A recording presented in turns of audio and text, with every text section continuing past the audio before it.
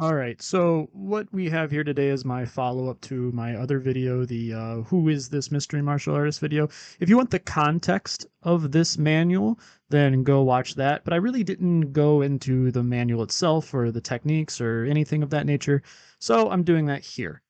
You might also be able to tell that I'm just kind of raw dogging this video. I figured this is probably a good one to just chill, not do heavy editing on, and just flip through the pages with you guys kind of more on a personal level instead of scripting everything. I think the last time I did a video with like this was the tier list video, and this is not a tier list. I'm not ranking what's in here. In fact, I only sort of flipped through this rapidly to do my previous video.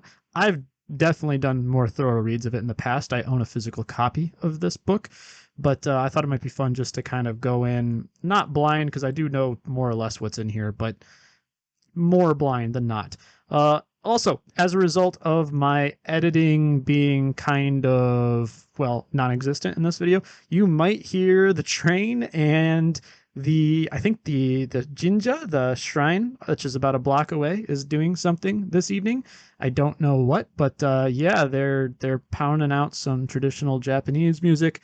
If that picks up in the video, actually that would be kind of cool, I think, but I'm not sure it will.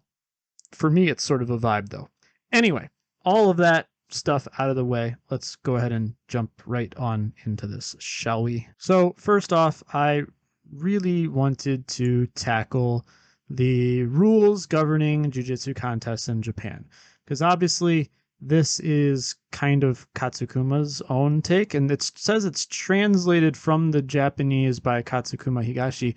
Not exactly sure where this comes from, but I thought it might be interesting to just sort of read about and see what's going on. Because remember, this book came out in 1905, I believe. So I think Judo might have gotten its official rules out at that time, but let's just see. So each contestant shall wear a coat and belt.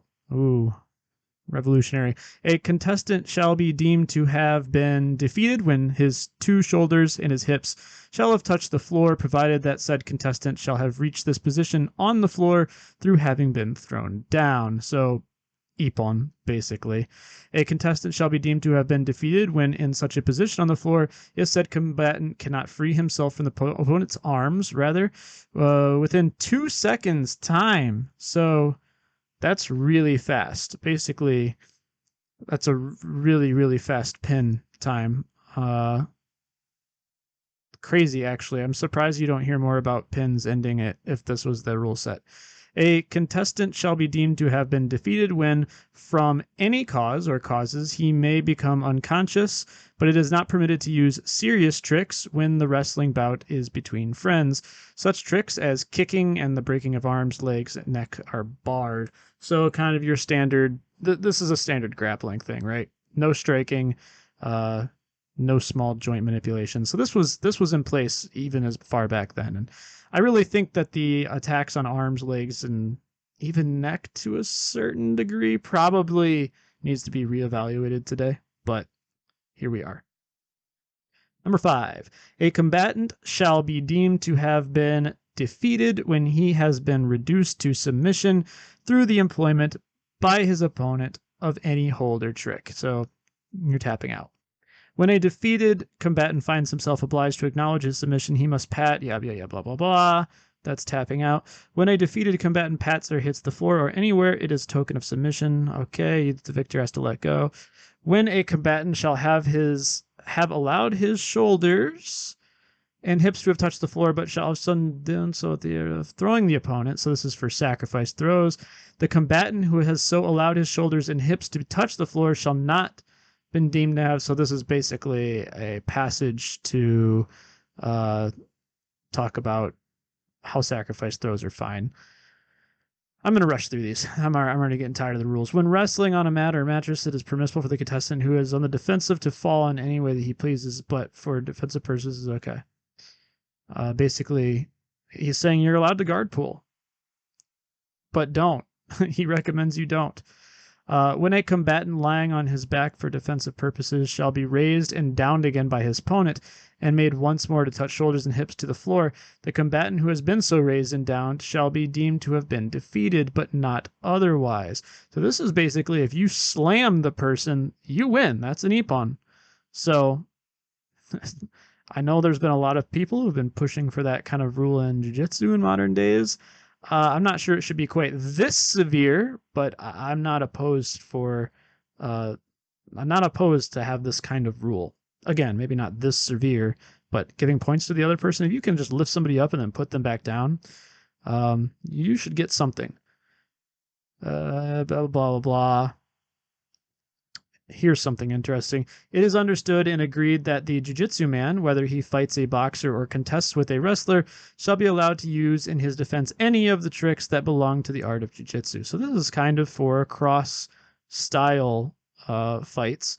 And I wonder if this means that he should also be allowed to use his strikes and whatnot. I think so, based on what I've read. I've heard about strikes happening in these early style versus style bouts, but this would be what allows that. It is the further understood and agreed that the jiu-jitsu man assumes no responsibility for blah, blah, blah, blah, blah. Don't sue me. I'm not that I'm even sure what litigation law looked like back then. To competent witnesses, and then referees. So there you go. There's a couple interesting things in here that have changed. But yeah. He talks about how you should study it. I'm not going to waste your time with that. It might have some interesting insights, but let's get into the meat and potatoes, shall we? So I think he's talking about some... By the way, I'm not going to do every single technique in this book. We would be here all day.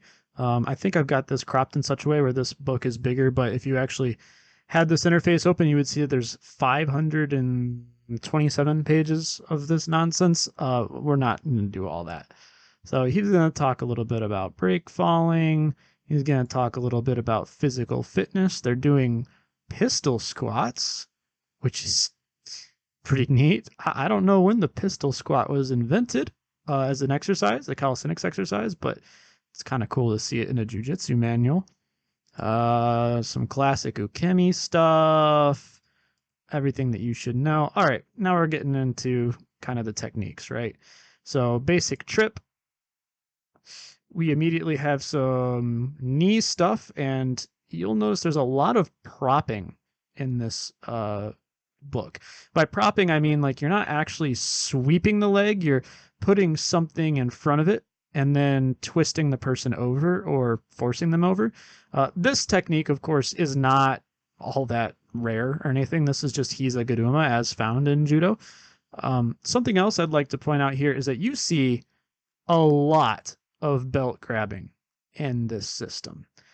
And this is not something you see too much of in judo. I'm not saying you don't see it. You absolutely do, especially with the Georgian grip and things like that. But you don't see a lot of this kind of like, I'm just going to grab your belt on the side sort of stuff. This seems to be a vestige of sumo days, because let's be honest here, I've done lots of videos on it, and I'm not going to restate my argument here, but sumo is the ancestor of Japanese jiu-jitsu, and that's a hill I'll die on. I'm not a big, it was about battlefield wrestling first. It was sumo first, and I don't think you have to be that much of a detective. If you put it this way, if you read enough of these manuals and watch enough film of Koryu, there is always a section or multiple sections even where you're like, this is clearly of sumo descent. Just the way that people move, the grips they take, it's obvious if you know what you're looking at. And this belt grabbing thing is very much a sumo shtick. It doesn't exist much in judo anymore because you can't just grab and hold on for dear life anymore. I think that's a pity because the belt grip is, in my opinion, kind of what makes jacket wrestling really unique. Not to say that the lapel and the sleeves don't, but the belt gripping is super powerful and it's a lot of fun. As you'll see, it gives rise to a bunch of pretty interesting techniques too. And this is kind of what I mean when I sometimes say that jacket wrestling is sort of underdeveloped, because judo and its infinite wisdom has limited the jacket actually. Despite it being the premier jacket martial art globally, what you can actually flexibly do with the jacket is kind of limited because of these irregular grips. And I understand why judo does what it does, at least on a rhetorical level. They ban some of these grips or don't allow you to take them for very long to stop stalling. But then you also don't get some of this really cool stuff that happens. Excuse me. I'm sitting here chugging a coffee while I'm getting through this too.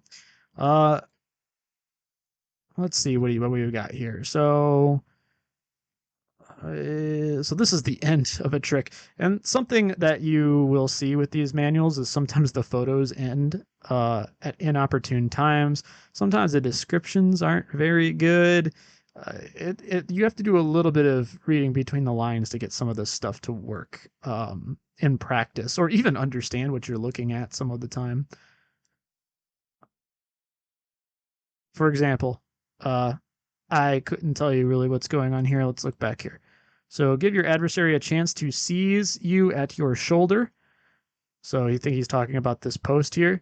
And as he does so, slip your thumb inside his coat sleeve. Okay, so that's also banned in judo.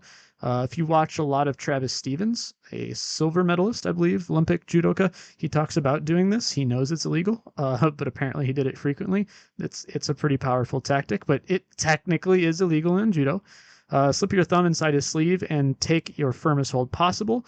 If he wears a regulation street coat, I don't know what that means. Maybe he means regulation gi? Were there regulation gis, or what is he just talking about, a standard suit? I'm not sure. Can be taken as well, blah, blah, blah. Makes no difference where you seize him with your other hand. Okay, neat. So you've got an inside the sleeve grip.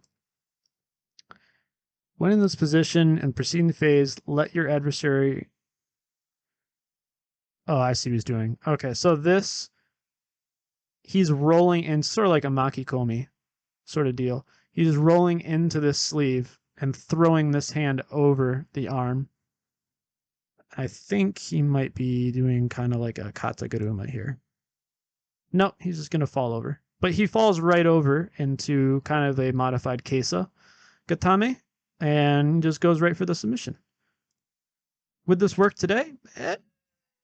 I'm doubtful. I think enough people today recognize that this guy, the guy being thrown, all he has to do is kind of step around and take the back, and this guy's kind of giving him the back.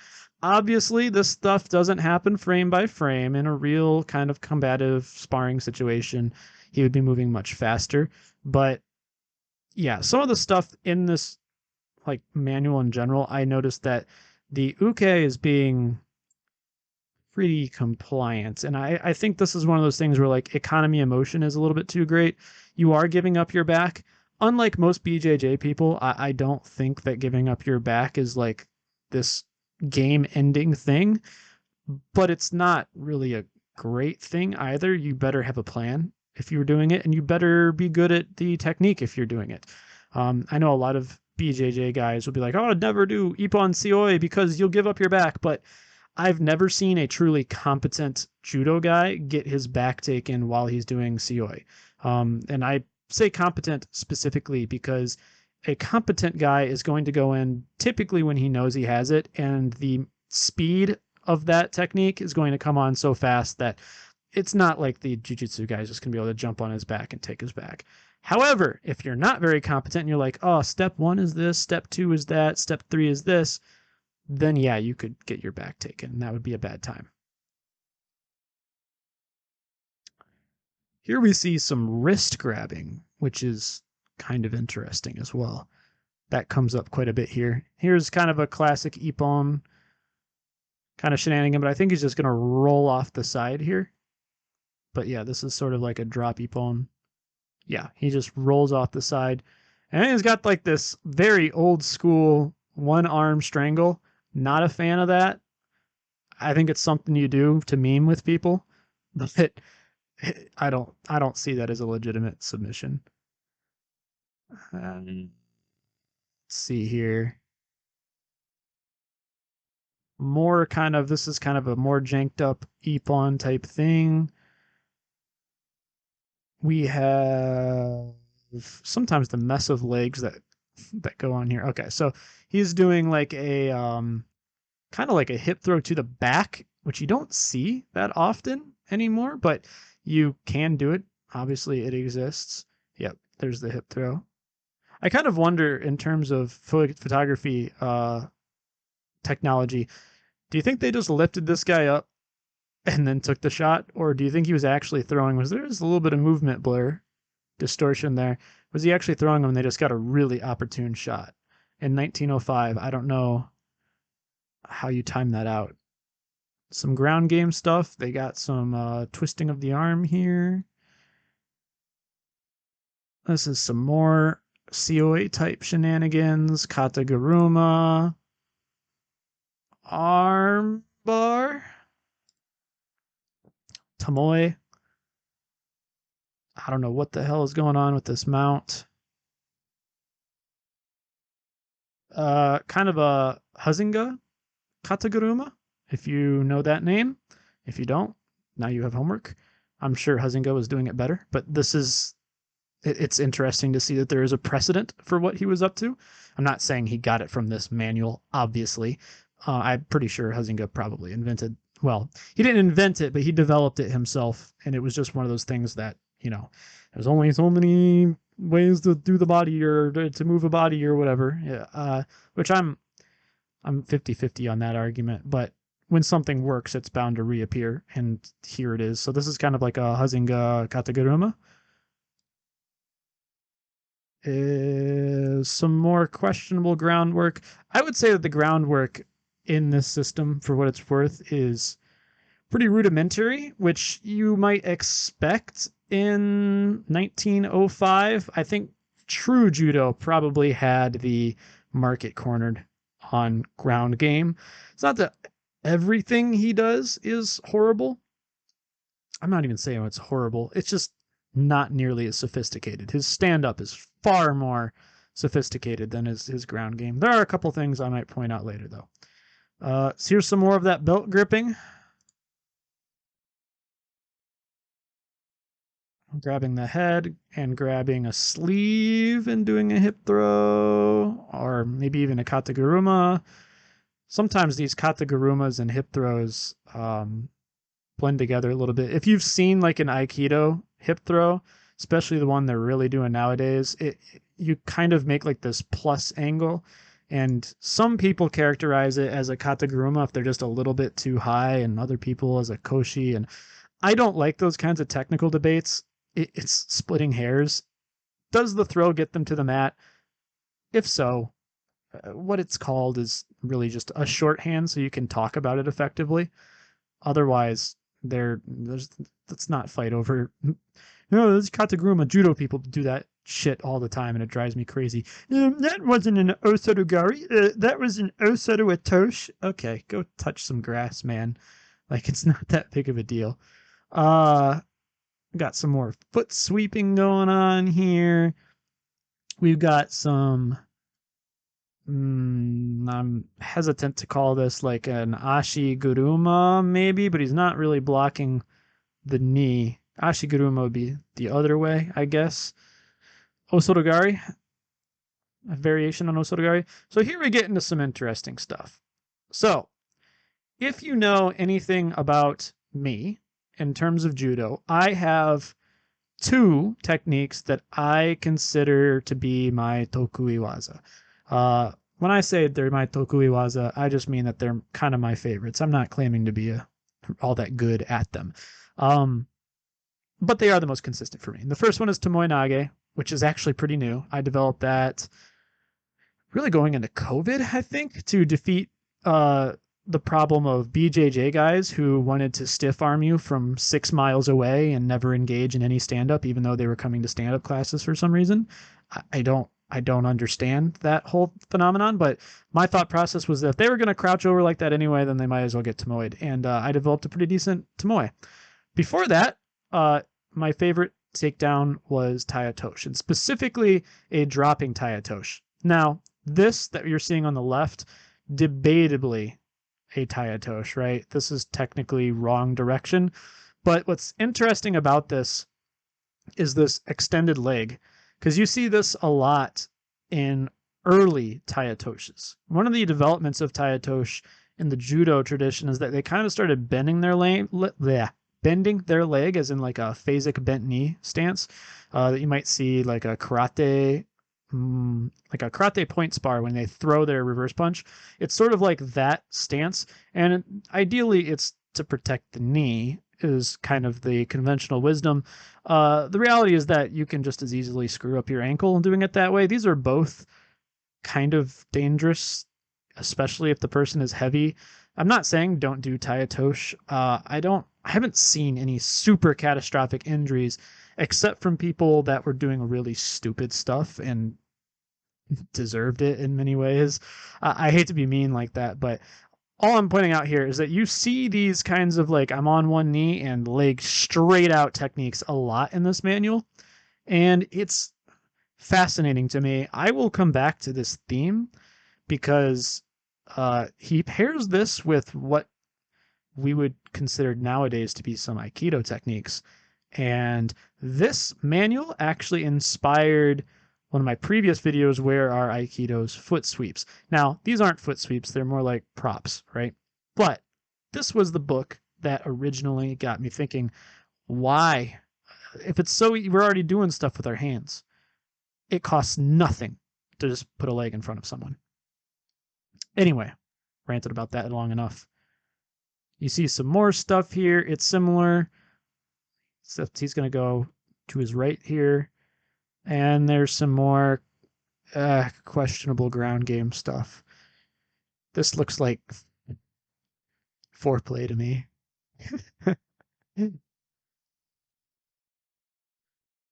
I'm glad my channel's not monetized. I can say what I want.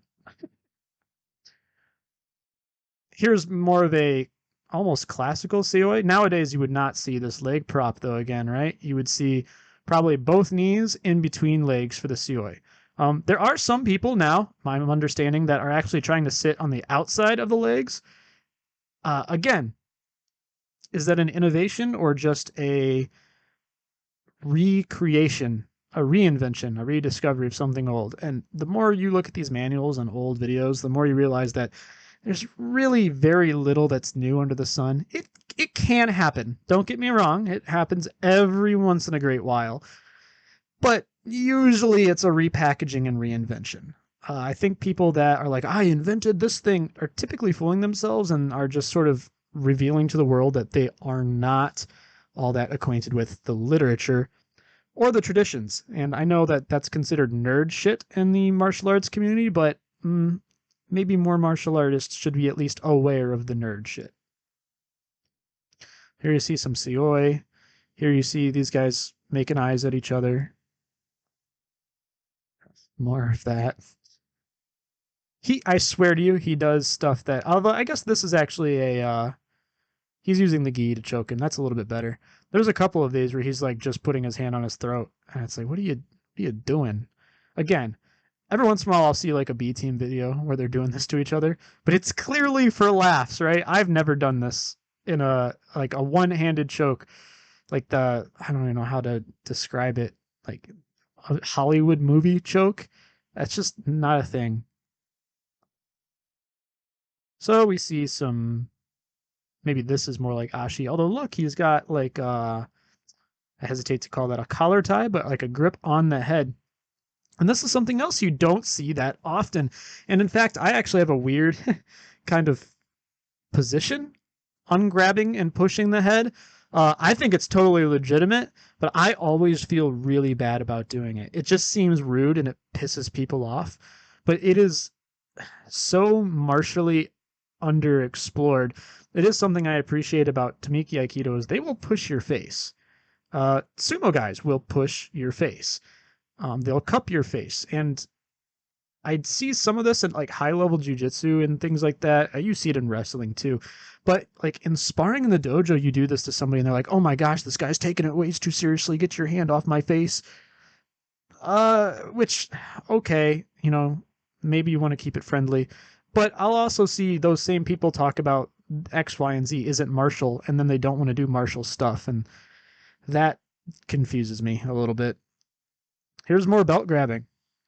So this like over under belt grip is so sumo to me.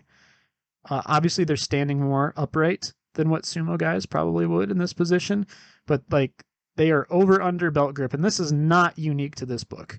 I've had clips on my channel that I haven't directly addressed, but where you'll see this. Almost every jujitsu, old school jujitsu style, it seems like they have a set of techniques that is specifically from over under with belt grips. Almost like clockwork. I don't want to say every time, but pretty frequently.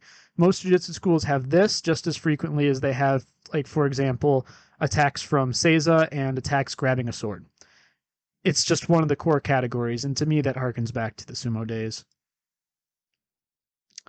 We've got Harai. We've got in what they would call in sumo kiri kaishi, which is kind of like this is almost something you see in Muay Thai too, where they use their outside knee to block the inside knee, and then they're going to turn the uke over that knee.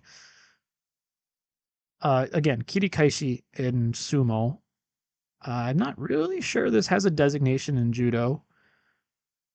It's probably Aikiatoshi or Iminage, Sokumen and Iminage, or Kokianage in Aikido. Although now that modern mainline Aikido is like so stupidly weird about doing anything to the legs because it's gonna hurt the brand or something like that, I doubt that they would let this pass. I sneak it into my stuff because again, this costs nothing. If you're doing stuff up here anyway, your legs are doing nothing.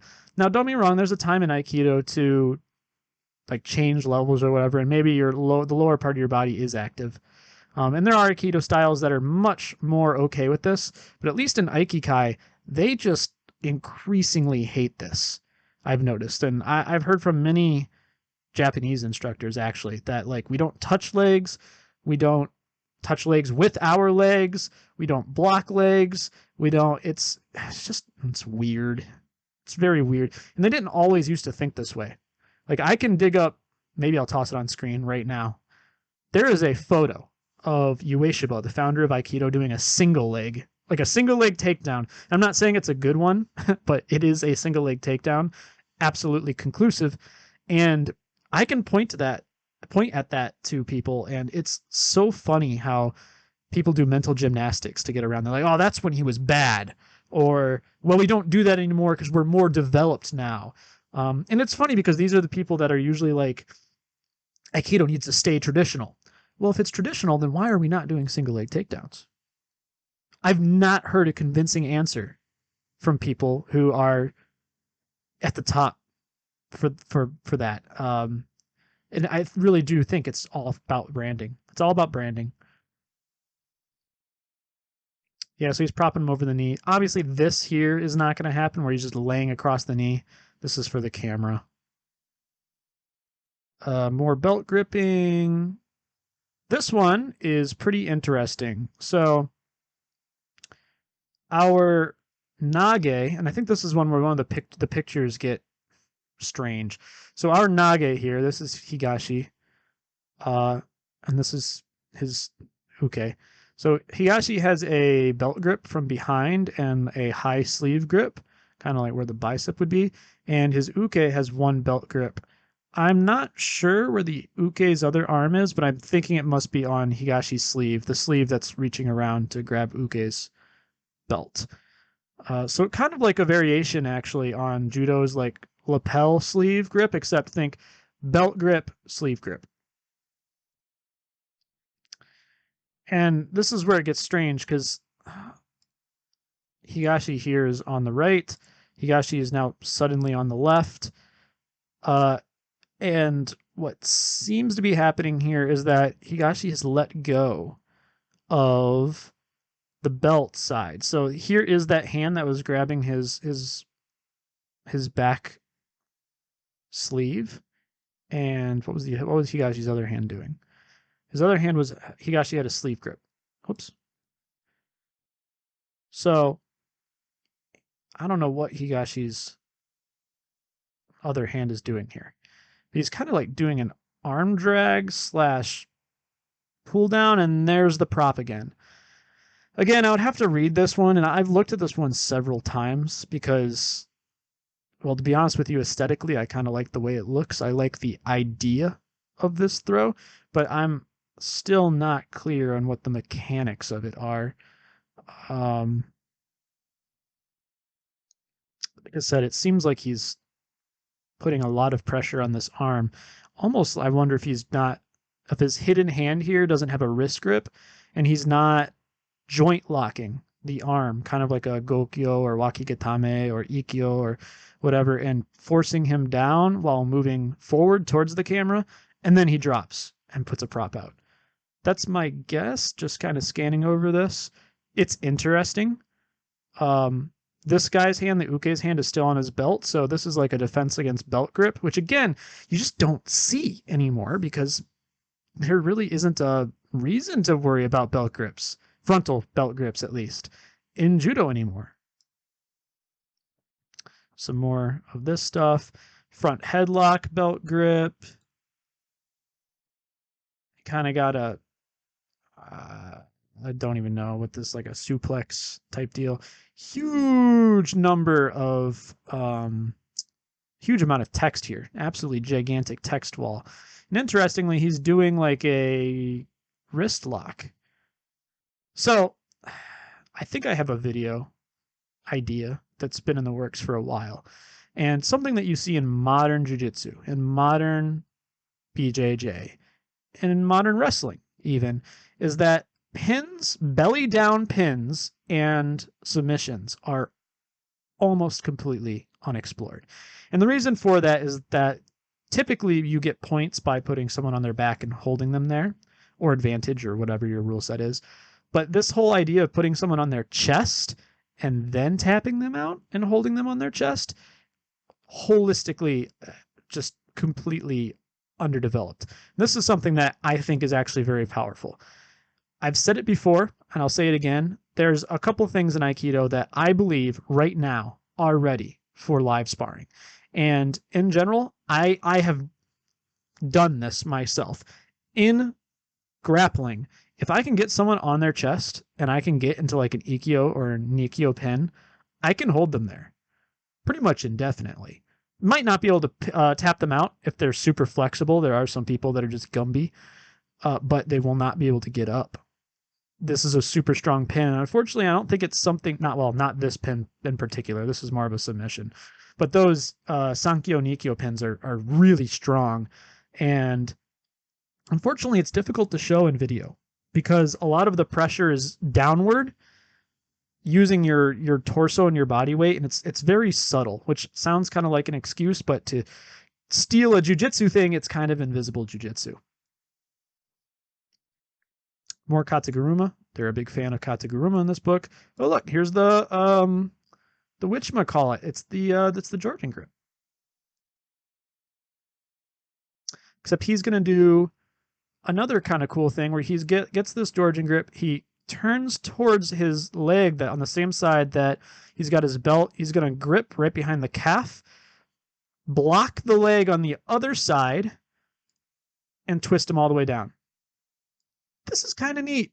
I like this actually. I think I put this in the video where I was talking about the context of the book, but somehow I missed the mechanics of this one. This one I actually understand.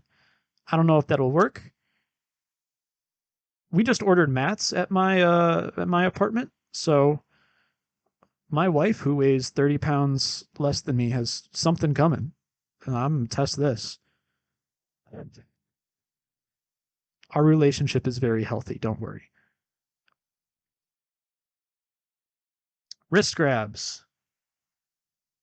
Questionable stuff going on here, but it's basically Ippon Seoinage. We have what I would consider to be sort of a Kokinage with a leg grab. I've done this before, actually in karate sparring. This is something that I can pull off pretty frequently. This is pretty good for the people who are blitz fighters. The orientation is a little bit different, but if you can reach around a noggin and grab this lapel, or even grab the back of the lapel and pull someone back and then lift a leg, there's a foot sweep right there. This is a pretty solid karate takedown. Also, obviously, if they kick with this leg and you just scoop that, this happens almost by itself. You wouldn't even need to learn it. More belt grabbing. This looks like a head and arm throw, though. It is a head and arm throw. It's, again, kind of kataguruma. They really like kataguruma. Somebody posted on the previous video about this book, too, that, hey, maybe some of the stuff that is in this is catch wrestling, because Higashi was fighting catch wrestlers, and I'm not saying that there isn't some catch wrestling in this. It's very possible. He came to the West, I believe, in 1900, and this was published in 1905. So there's 5 years where he could be tweaking things. I suspect that this manual is already kind of a mutt anyway. It's probably Shiten Ryu and Hosen, or Tsutsumi Hosen Ryu, if you watched the previous video. Could there be some catch wrestling stuff in here? Yeah, there could be. I don't think it's mostly catch wrestling. I think that's an overstatement. But the reality is that he was encountering catch wrestlers, and it wasn't like they were adversarial. So they could have been trading stuff, and some of that could have bled into this book. But is it mostly catch wrestling? There's no way. He was moving around too much, and he wasn't taking catch wrestling courses the same way that he was taking jiu-jitsu classes since he was a teenager in Japan. This is very clearly mostly jiu-jitsu. And I think the evidence for that is actually in like how sumo related a lot of this stuff is. There's so many belt grabs and just gi specific things that just wouldn't exist in catch. Would an arm and a head and arm throw exist in catch, though? Most definitely. And obviously he is kind of hooking this leg too. There's more to it than just a head and arm throw, but this, to me, this configuration looks more like catch than it does jiu-jitsu. I'm not saying it is catch. It could very well just be one of those things where these things have evolved into the same kind of position, but this looks more catch than like over under belt sleeve grips, right? Here's this prop again. So I think he's got, and again, this is actually a belt grip defense. So this guy has a back belt grip or a side belt grip. He's like, fine, I'll arm lock you here, and then I'm going to turn into the arm lock, and I'm going to grab your collar, and I'm going to post in front of you with this leg and drive you over. This is cool. I like this. I like belt grips, though. Would this work without belt grips? I guess if you could get an overhook and then like uppercut in front of the person and turn, I mean, with an overhook, I guess this could work. But it's kind of tough to get overhooks in gi, honestly. It's not impossible. It can happen. People have done it before. I'm not saying you can't, but it's tough to get overhooks in gi. It's much easier to get overhooks in no gi because an underhook is an overhook and vice versa. But of course, in no gi, you can't pull on this collar to help drive this forward. So you'd have to figure something else. Maybe you could reach across and grab the far like lat and pull and like turn and look off to the corner while you're propped up. But again, there's also the concern of this knee getting damaged. So you have to be careful. If people fall directly on your knee, you don't bend that way. So take care. Some ground stuff. This is an interesting shot. Not for any martial reason, but there's a shot of Kano and Mifune that looks really similar to this. It's a very famous shot. I'm not saying that, I'm not even sure that shot would be around at this time. I'd have to go do some background research, but it almost surprises me that this isn't the cover because of how famous that photograph is. But maybe it wasn't that famous at the time. I don't know. This strikes me as being very similar to that photograph. Oh, look, we got what would probably be called Ganseki Atoshi, but it's basically a Kataguruma variation. Like I said, they really like Kataguruma in this system. Ganseki Atoshi, by the way, is kind of a weird technique. I don't like it. Because if you have someone who's athletic at all, they kind of flip out of it. I know a couple people in my actual real life who like this technique, and um, I have yet to be convinced of its efficacy. So here we have some strikes, it looks like. Look at that. Rising block. And I don't know what the heck is going on with this punch. So, again, I probably should have a whole video about strikes in Jiu-Jitsu at some point. This book, not a very good exemplar. I think the strikes in mainland Japanese Jiu-Jitsu, to specify, tend to be not super refined, but I also think people undervalue their internal logic. I think they're correct about a lot of things. They just don't. Not been built upon, and really a century, really since karate, because karate came through and kind of dominated this niche, and judo is already gravitating towards being grappling only. So this stuff just kind of got set aside. I'm not saying there aren't Koryu out there that still train Atemi. Of course there are, but true mainland only Japanese striking is a very niche thing these days. Another interesting takedown. Not much to say there. A leg, an ankle attack. Again, kind of unsophisticated to me. This guy's not just going to lay here and let you massage his foot. Insert another foreplay joke here. We've got like an Obiotosh kind of going on here. We got a foot sweep. We got more leg propping. We're getting closer to maybe a Tayatoshi, but as you can see, this turns into a sacrifice throw. This is a little bit more sophisticated. This is almost a knee on belly situation. We got a front headlock. I think I had this in the previous video. Front headlock Otosh. For you autists in the audience, you're like, that's not no Totogari. It's Osoto Otosh. He's flat foot there. He's bringing him over. Here's some Aikido looking shit. I honestly don't even know what's happening here. Phase 1, Phase 2, Phase 3, Phase 4. I could read this, but I vaguely remember reading it at one point and still being pretty confused as to what the hell. More Ippon Cianage type stuff. Interesting little belt thing. This is clearly for like a leg grab defense. No one in their right mind is going to do a single leg like this today. And if they do, my gosh, I hope their coaches get on their case. I'm not even a wrestling guy, and I look at this and kind of cringe a little bit.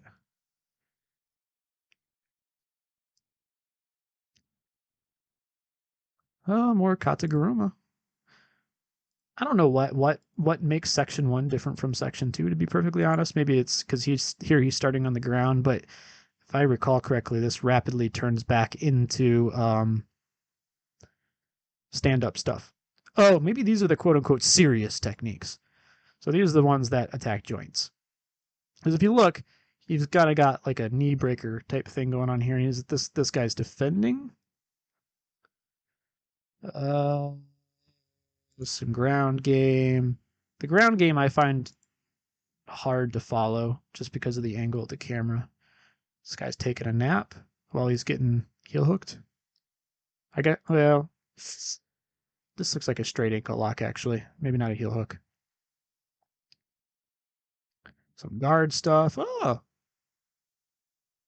Zekio from a weird.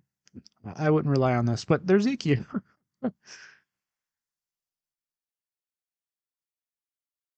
Sumigaish, basically.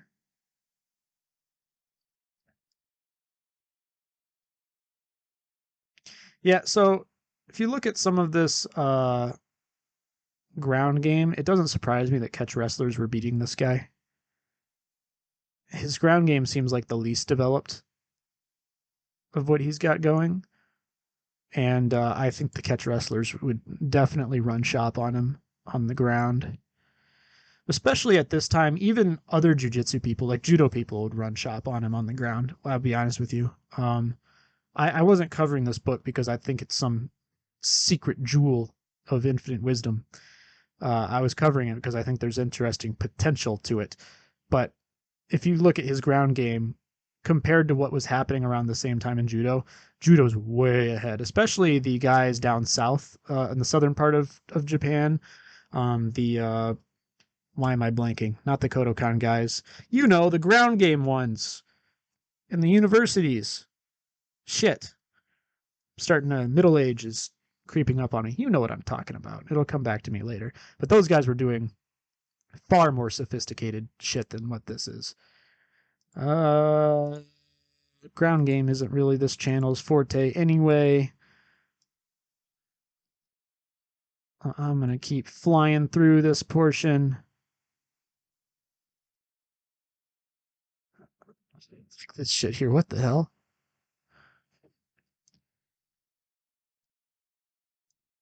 It's not bad in many ways. Like, for its time, it's not.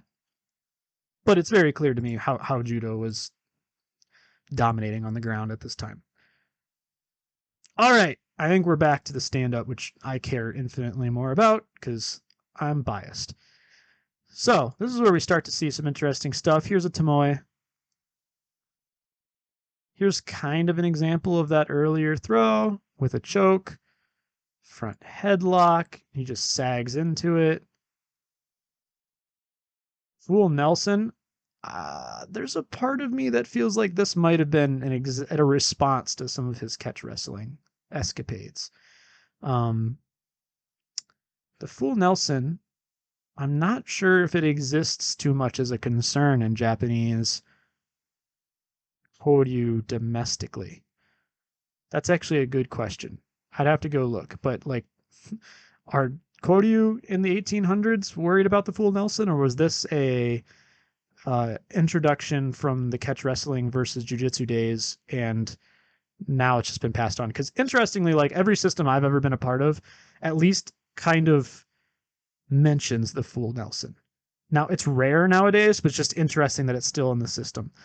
We do half Nelson stuff too. Kind of an ankle pick. Ippon.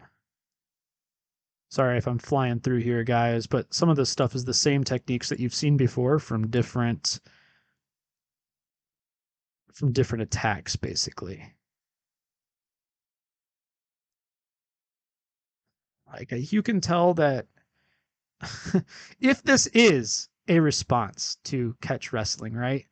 You can tell that Higashi has had his back taken before, because this is a big section. Not to say that jiu-jitsu schools weren't training having your back grabbed and whatnot. They were. But it's interesting how much time he devotes to this. This is a very classical old school wrist lock that isn't even really in Aikido anymore, at least not in this fashion, where it's just a bent wrist lock at a 90-degree angle. But you do see it a lot in these old manuals.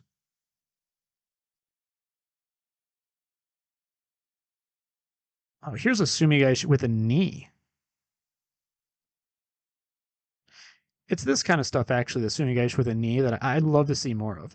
We have now so heavily divided striking from grappling that this stuff is really underexplored, to the point where the whole notion of atemi, or strikes, being used to unbalance and distract people feels like it's fallen into like this theory crafting realm. And I do think that they're talking about a real phenomenon, but it's not a phenomenon that we practice anymore because of how rigidly categorical the martial arts market is now.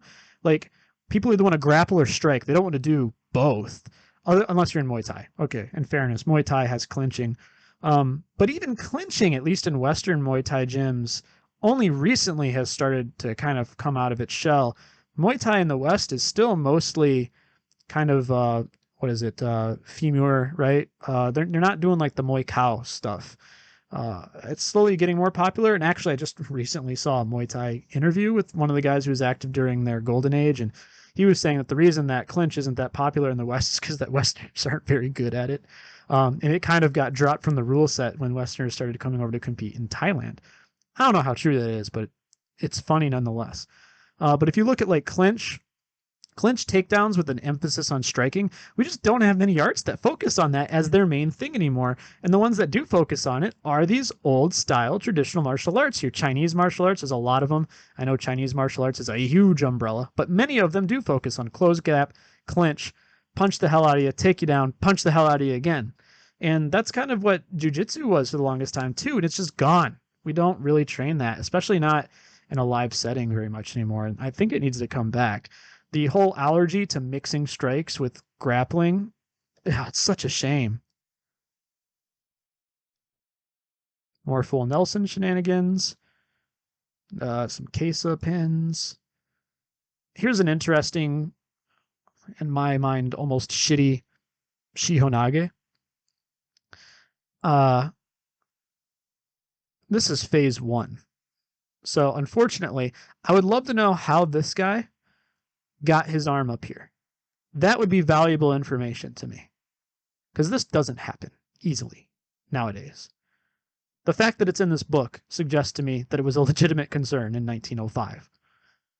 How did this get up here? Yeah, it doesn't really give a good explanation. I would love to know. Because although his execution of this, obviously this is the uke, so he's about to get reversed. His execution of this is shit, but if you can get the arm this far up here, you should be able to complete a takedown. Yada, yada, yada. He gets reversed. There's some shenanigans. Here's another, like, propping throw. And he is Higashi this time, has the...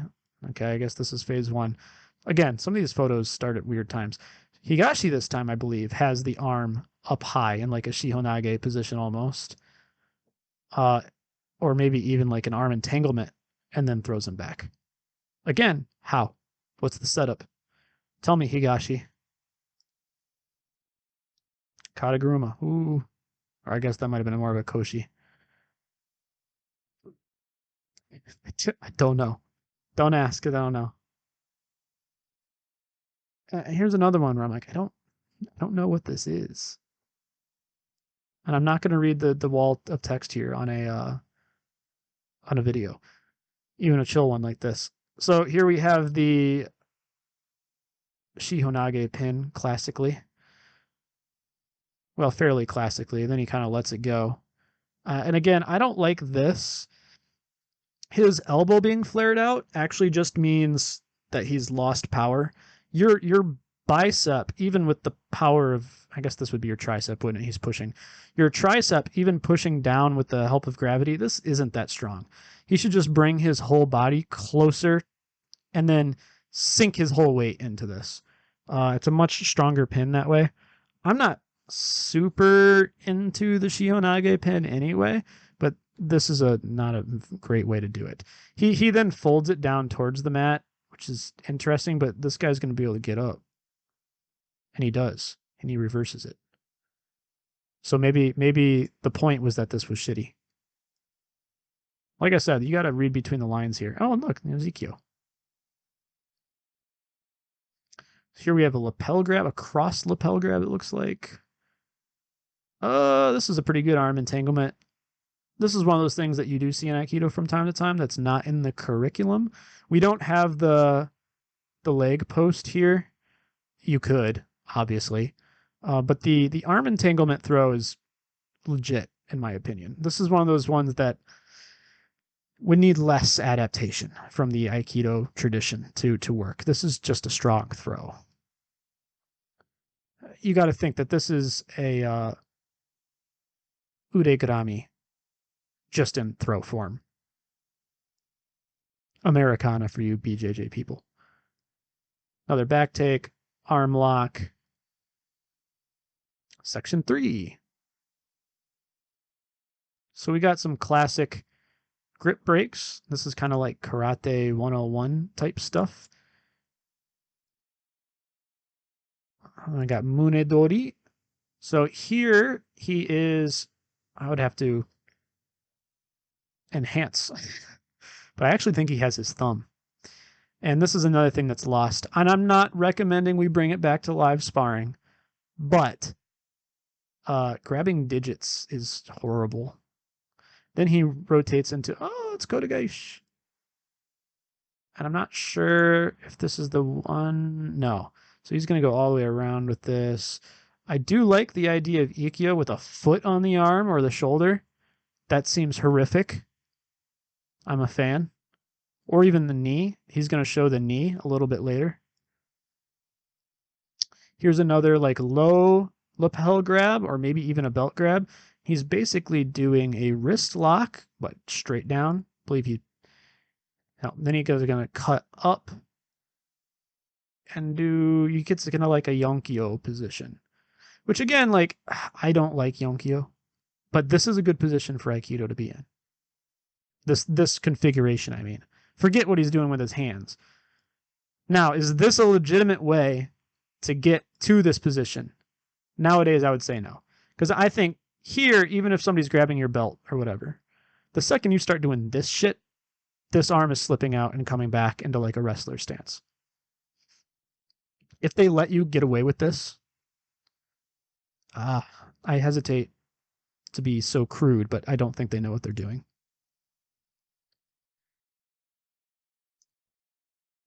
Maybe? I've seen videos where people do this, but it's much closer in range.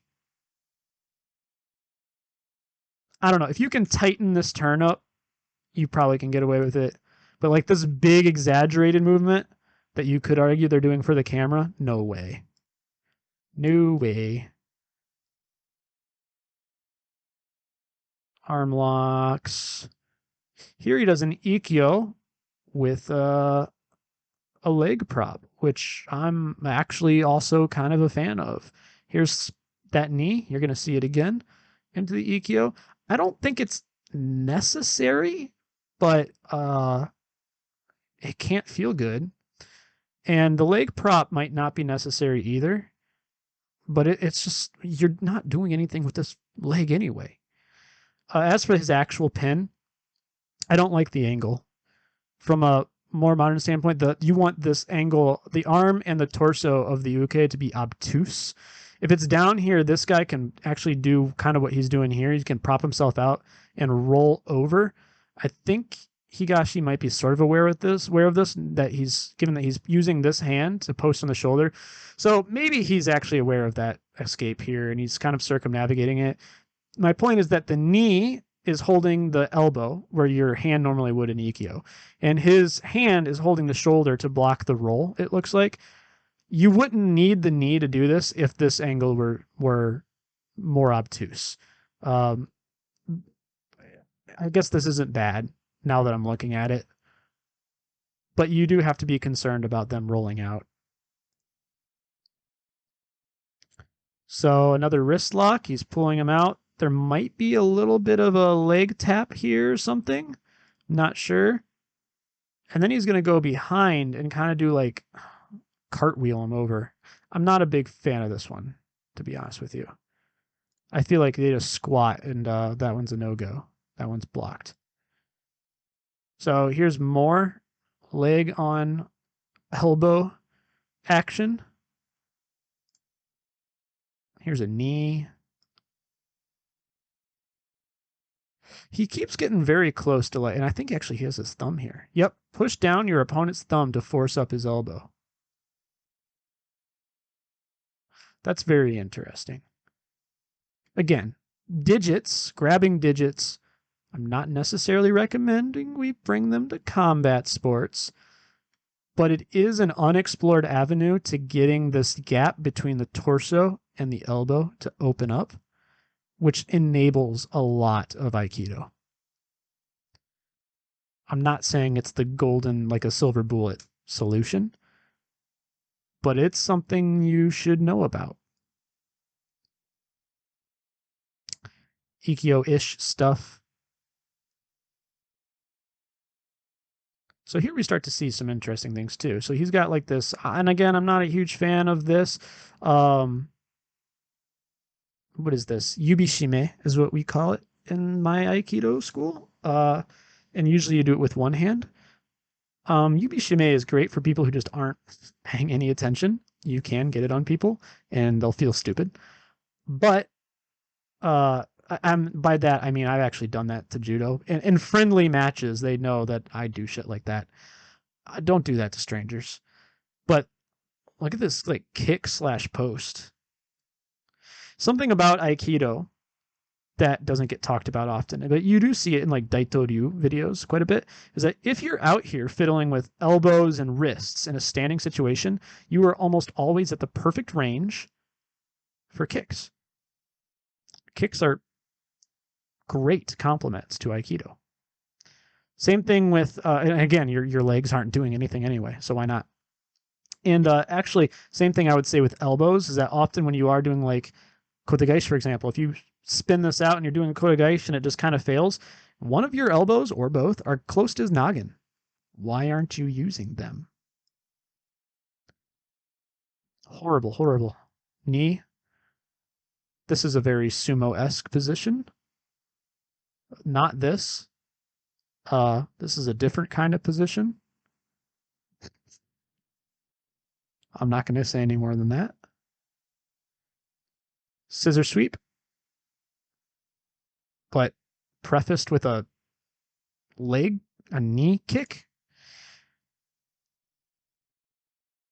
Some ippon shenanigans. What I would consider to be a really shitty Shiho. It is tempting to put yourself here in like a Shiho. You're like, oh yeah, I'm going to sweep the guy on top of it, but you're actually just kind of getting in the way of your own throw. So I'm not a huge fan of this in particular. In the same way I am of, say, like putting your leg in front of someone that you're getting an ikkyo on. This is a very sumo position. We're back to some interesting stuff here. He actually should be getting absolutely slammed right now. This page is what made me know that I had to do a video about this at some point. Like a teep or a pushing kick to get into kotegaeshi, into a leg prop. Now he's doing this off of like a lapel grab, but even if he had like a sleeve grab, using a push kick to separate the torso from the elbow, which again, I've said many times on the channel, even in this video, getting this separation is how Aikido happens. He makes that separation, and then probably, if he's smart, without ever even putting this leg down, he posts it, leans back, applies the kotegaeshi. I'm not saying that this would work, but to me, this actually seems like a more likely kotegaeshi than the kotegaeshi we often do. Now, does kotegaeshi always have to be a takedown? No, of course not. Sometimes kotegaeshi is a setup for a strike. But if you're looking for specifically a takedown, this is a strong argument for how you should do it, I think. And then he does a little pin, a little, we would call this Rengoku Jime. And then there's some sort of Iriminage type stuff going on here. I don't like it very much, but it is interesting. Got some more like arrest type techniques. This is the knee I was thinking of. He's using the sleeve to like rotate the sleeve around the arm, twist it up, and then posting his knee, and he's just going to ride this down. This is pretty strong too. I like this a lot. Is it fun for uke? Absolutely not.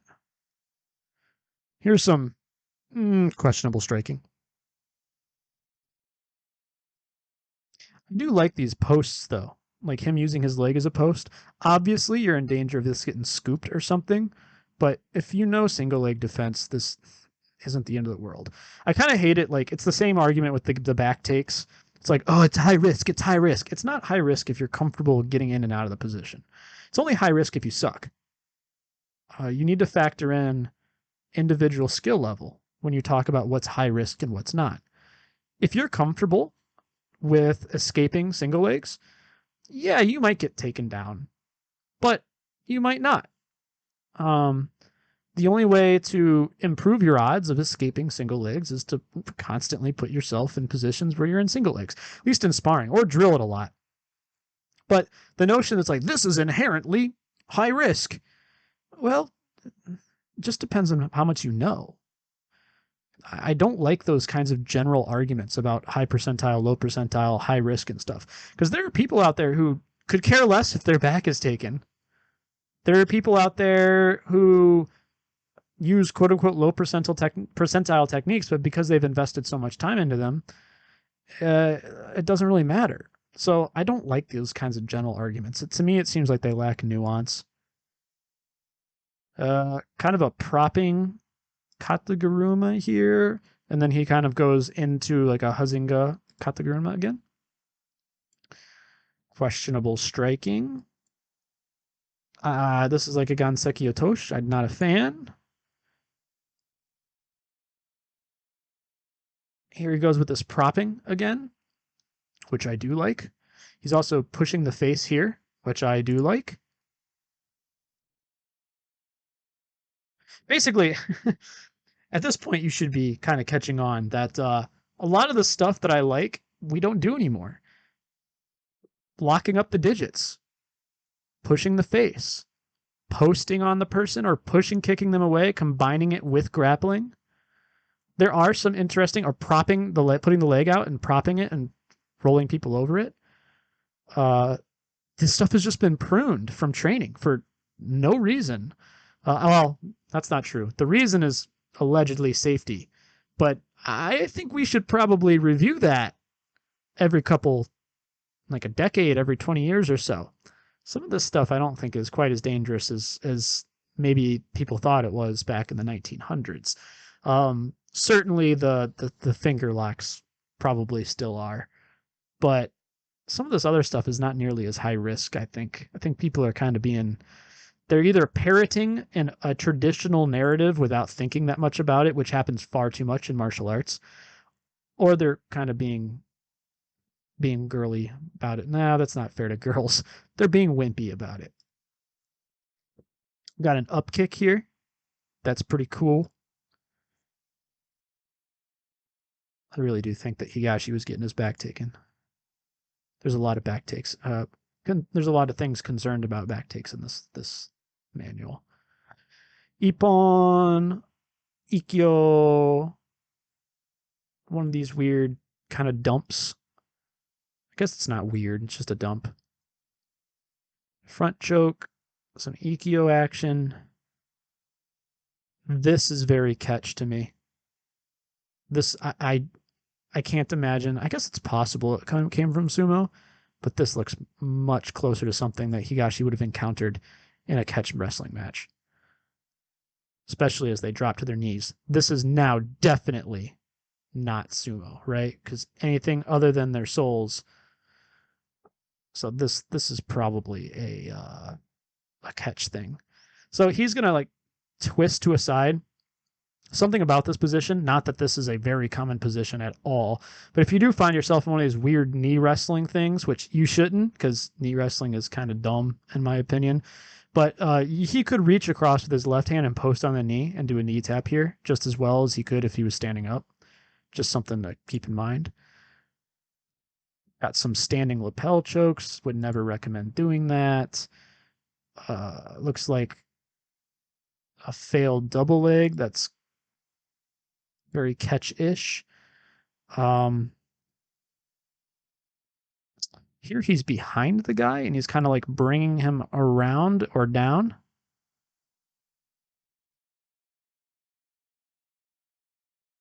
And then it goes into this very strange ground game. I don't know what's going on there. Some punching, some striking, some ground game, front headlock, into a knee, into a catch, into a sumi. Sorry if I'm sprinting through here, guys. But we've seen a lot of what I had intended to show. You've got, this is more of an Ashi Guruma. Into a gi choke, actually, it looks like. Like he's applying a gi choke and then Ashi Gurumaing them directly into a gi choke. Well, that's pretty nasty, actually. I like. He also does some of the stuff where it's like, phase 1, no illustration. Thanks, Higashi.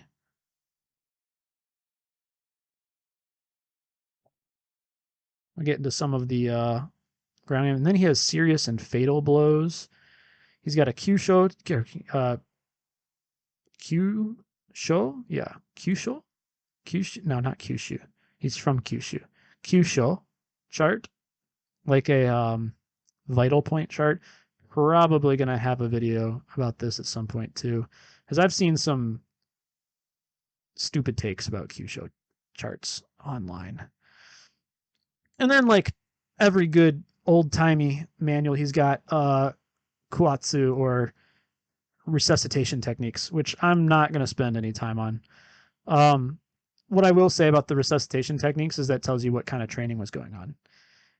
Remember, it wasn't that long ago that in judo it was considered cowardly to tap out.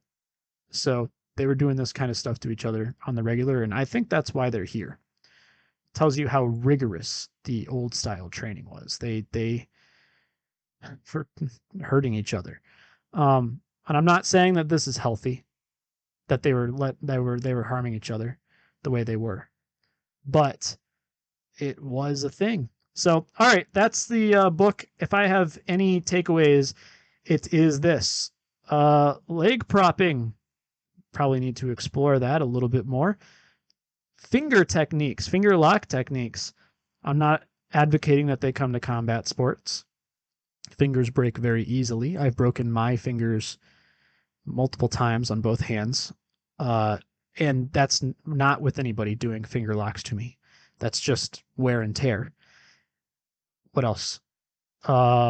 Using strikes to set up your locks and making that gap. Super unexplored nowadays. It's basically the realm of pretty much just old style martial arts. The only ones doing that. Muay Thai does have clinch, of course, but they don't have standing locks or throws in the same way that like judo does. They have dumps and things like that, of course, and their striking does help set some of that up. But it's not built around that idea. So that's something to take a look at. Other than that, belt grips. Belt grips are just so underappreciated. Love to see it come back, but we just don't have it anymore. So, all right. That is my commentary on the complete Kano Jiu-Jitsu by H. Irving Hancock and Katsukuma Higashi. Pretty neat book, actually. If it is Tsutsumi Hozanryu, it's an interesting window into things. I do think that the one commenter was right. There is some catch wrestling stuff that probably snuck into this book. Is it all catch? No. In fact, I would say that most of it is jujitsu responding to things that Katsukuma himself has probably been put into by catch wrestlers. So like your double underhooks and your full Nelsons and your half Nelsons and the like. Back takes perhaps a little bit as well. I'm still of the belief that it is mostly Tsutsumi Hozanryu with a little bit of Shitenryu snuck in there, and then just some parts that address catch wrestling. Is Katsukuma Higashi a good martial artist? I suspect he was he was just a kid when he was going to Europe, really. He was an adult, don't get me wrong, but early 20-somethings aren't real people yet. Especially if you're able to travel the world on a whim at that age. And yes, I am self-referencing. I'm outing myself there because I was in Higashi's position in many ways. I wasn't a real person at age 20. So, yeah, that's where I'm at with this book. Take it or leave it. Is it something you should add to your collection? I don't know. That's up to you. It's still out there, obviously. I like it a lot for drawing some inspiration from. There will be a couple things that I play with out of this, and it has inspired me to do other things too and just explore with grips and whatnot. But yeah, that's pretty much it. If you guys have anything else to add, this was a fun, laid-back video to make, and I'll catch you guys all in the next one. So also, we're creeping up on 4K subs, which I'm super appreciative for. So hopefully this rounds out your weekend well. And yeah, that's it. Catch you on the next one. Peace.